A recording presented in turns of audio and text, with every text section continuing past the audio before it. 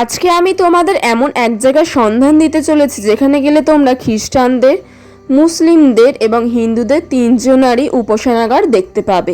এখানে যে ব্যান্ডেল চার্চটি আছে সেটা কিন্তু তৈরি করা হয়েছিল 1599 সালে, মানে বুঝতে পারছো কত পুরনো। এবং এর আশেপাশে যে জায়গাগুলো আছে সেগুলো আজকে আমরা দেখব।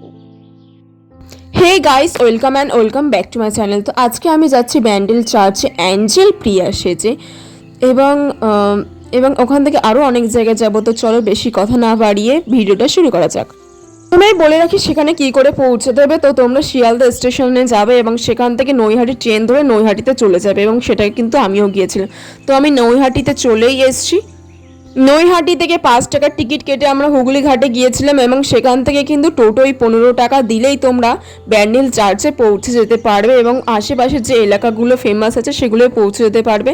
তো এটা ছিল হচ্ছে হুগলি ঘাট যাওয়ার রাস্তা, এবং এটা কিন্তু জাস্ট অসাধারণ রাস্তা ছিল। এবং এখানে তোমরা দেখতে পাচ্ছ বিভিন্ন ধরনের মোষ যাচ্ছে। হুগলি ঘাট বলে যে স্টেশনটা আছে সেটা কিন্তু গঙ্গা নদীর ওপর দিয়েই আর কি যাচ্ছিল, এবং গঙ্গা নদীর যে প্রাকৃতিক সৌন্দর্য আছে সেটা কিন্তু আমরা ভালো রকমই উপভোগ করেছি। হুগলি ঘাট আমরা এসে গিয়েছি, এবং সেখান থেকে 15 টাকা দিয়ে টোটো ধরে আমরা ব্যান্ডেল চার্চে পৌঁছে গেছিলাম। এবং ব্যান্ডেল চার্চে পৌঁছে যেটাই আমরা প্রথমে দেখতে পেলাম সেটা হলো অ্যাঞ্জেল হেয়ার ব্যান্ড, এবং এগুলো কিন্তু খুব সুন্দর ছিল। সব 40 টাকা 30 টাকা করে দাম ছিল, এবং এগুলো কিন্তু ছোট করে হাতেও পরা যায়। এবং আমি তো 5টা নিয়েছিলাম, এবং কোনটা তোমাদের বেশি ভালো লাগছে সেটা কিন্তু অবশ্যই জানিও। এটা কিন্তু সেলফি তোলার ক্ষেত্রে একদমই উপযুক্ত। অ্যাঞ্জেল হেয়ার ব্যান্ড কেনার পরেই আমি চলে গেলাম ব্যান্ডেল চার্চের মধ্যে, এবং এইগুলো ছিল আর কি ব্যান্ডেল চার্চের ভেতরের প্রাকৃতিক দৃশ্য, এবং এটা ছিল দান বাক্স।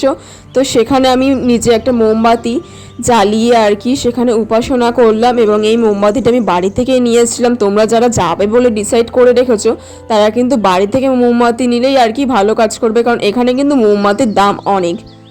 পরে যে ছোট মতো একটা পুকুর আর কি ওরা করে রেখেছিল, তো সেটার মধ্যে আমি আর কি দান বাক্সতে ছোট 1 টাকার কয়েন দিলাম। এবং এখানে দেখো নিচে কিন্তু কোনো মাটি নেই, যেগুলো আছে সবই কয়েন দিয়ে। এবং এটা ছিল এর ভেতরে আর কি স্টোর, তুমি যদি কিছু কিনতে চাও তো কিনতে পারো। এবং বাইরের দৃশ্যটা তোমাদের দেখিয়ে দিই। এটা হচ্ছে বাইরের যে মাঠটা আছে সেই মাঠটা, এবং এই মাঠে কিন্তু খেলা নিষিদ্ধ এবং বসাও নিষিদ্ধ। জাস্ট তুমি হেঁটে ভিউগুলো দেখতে পারো, এবং ভিউগুলো কিন্তু সত্যি কথা বলতে সুন্দর ছিল। আমরা যখন 2021 সালে গিয়েছিলাম তখন কিন্তু এত সুন্দর ছিল না মাঠটা, কিন্তু এখন মাঠটা অনেক সুন্দর করেছে, এবং এই মূর্তিগুলো তো খুবই সুন্দর লাগছে। তারপরে আমরা চলে যাচ্ছি ব্যান্ডেল চার্চের সামনের দিকে যে গলিটাতে ছিল সেটার থেকে ইমাম বাড়াতে, এবং আমরা কিন্তু ইমাম বাড়াতে যাব হচ্ছে নৌকার সাহায্যে। এবং এটা হচ্ছে কিনা আমাদের নৌকার মালিক সামনে যাচ্ছে, এবং জায়গাটা দেখো কত নোংরা, এবং নৌকাগুলো আর কি ওই নোংরার মধ্যে নিয়ে রেখেছে। কিন্তু এখান থেকে কিন্তু আমাদের নৌকাগুলো ছাড়েনি, আমাদের নৌকাগুলো ছেড়েছিল একদম পুরো প্রপার নদী থেকে। একটা মন্দিরের ধারে যে বট গাছটা ছিল তার নিচে থেকে আর কি এটা ছেড়েছিল, এবং এখানকার ভিউটা সত্যি সুন্দর।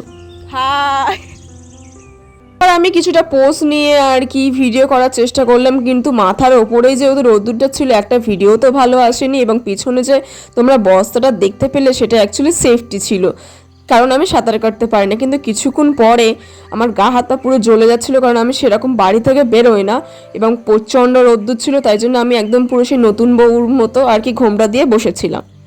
তারপর আমরা নৌকা থেকে নেমে এই সিঁড়িটা দিয়ে ইমামবাড়াতে চলে গিয়েছিলাম, এবং ইমামবাড়া হলো মুসলিমদের একটা ধর্মস্থান। এবং এখানে কিন্তু ফ্রি এন্ট্রি না, এখানে কিন্তু টিকিট সিস্টেমের ব্যাপার আছে, এবং এখানে কি করতে হবে না হবে সেটা কিন্তু পুরোপুরি লেখা আছে।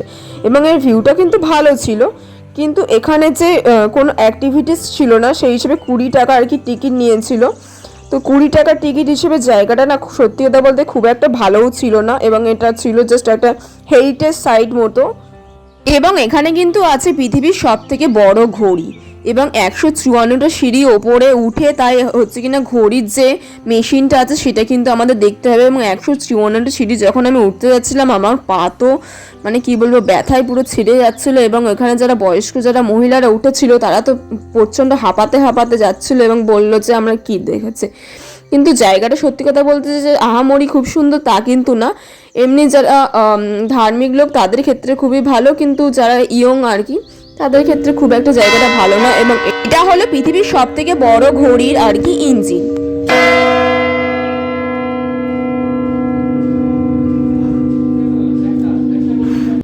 154টা সিঁড়ি উঠতে উঠতে হাঁপিয়ে গিয়ে কেউ একটা এরকম দেয়ালের গায়ে লিখে রেখেছিল এবং এটা বেশ মজাদার ছিল। এবং এখানে একটা জিনিস ছিল, সেটা কিন্তু ভিডিওতে ক্যাপচার করা যায়নি কারণ কাঁচটা ফাটা ছিল এবং এটা ছিল বাইরের যে ভিউটা সেটা। এখানে যে খুব একটা লোক ছিল তা না, হাতে গোনা হয়তো 10-20 জন ছিল, কিন্তু ডিসেম্বর মাসে কিন্তু প্রচণ্ড ভিড় হয়। এটা হলো ইমামবাড়ার বিখ্যাত সূর্য ঘড়ি এবং দেখো এখন কিন্তু বাজে 1:30, তাই জন্য ঠিক 1:30টার ওখানটায় ছায়াটা পড়েছে।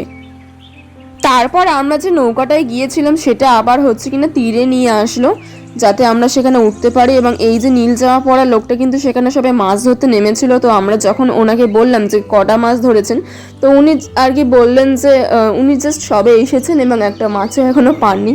তো এটা কিন্তু খুবই একটা হতাশার ব্যাপার ছিল।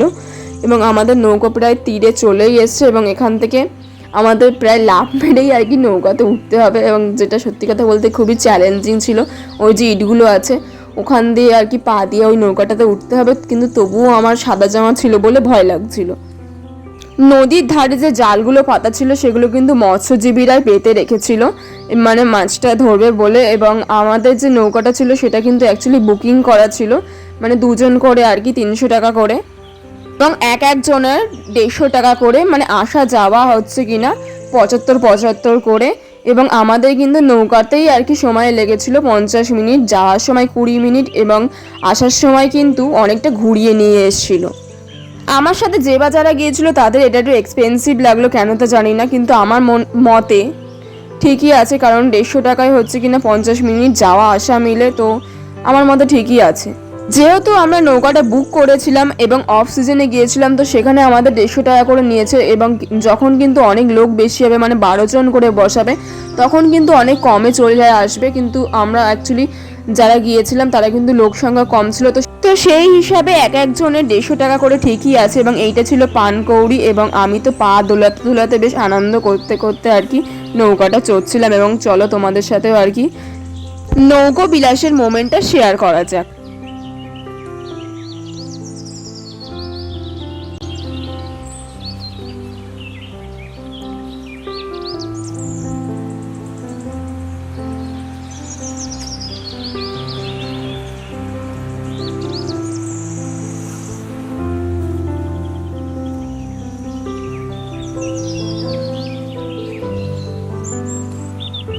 সত্যি বলতে নৌকো বিলাসের যে মোমেন্টটা ছিল সেটা কিন্তু আমাকে স্বর্গীয় অনুভূতি দিচ্ছিল। এবং এখানে কিন্তু কাশফুলের ছড়াছড়ি এবং এটা অ্যাকচুয়ালি একটা গঙ্গা নদী ছিল এবং এখানে কিন্তু যত রকম দেবদেবী আছে সেখানে কিন্তু বিসর্জন দেওয়া হয়। এবং এটা একটা জলেশ্বর বাবার মন্দিরও আছে এবং এটা একটা কি একটা ফুল গাছ আমি জানি না, কিন্তু খুব সুন্দর ছিল। তারপর ব্যান্ডেল থেকে কিছু জিনিসপত্র কেনাকাটা করার পরে আমি 8 টাকা দিয়ে লজে উঠেছিলাম। এবং সত্যি কথা বলতে এখানেও আমার খুব ভয় লাগছিল, কারণ আমি তো সাঁতার কাটতেই জানি না, কিন্তু এখানে যেহেতু অনেক লোক ছিল তো আমার খুব একটা ভয় লাগেনি। কিন্তু এই যে মোমেন্টটা ছিল সত্যি কথা বলতে খুবই ভালো ছিল।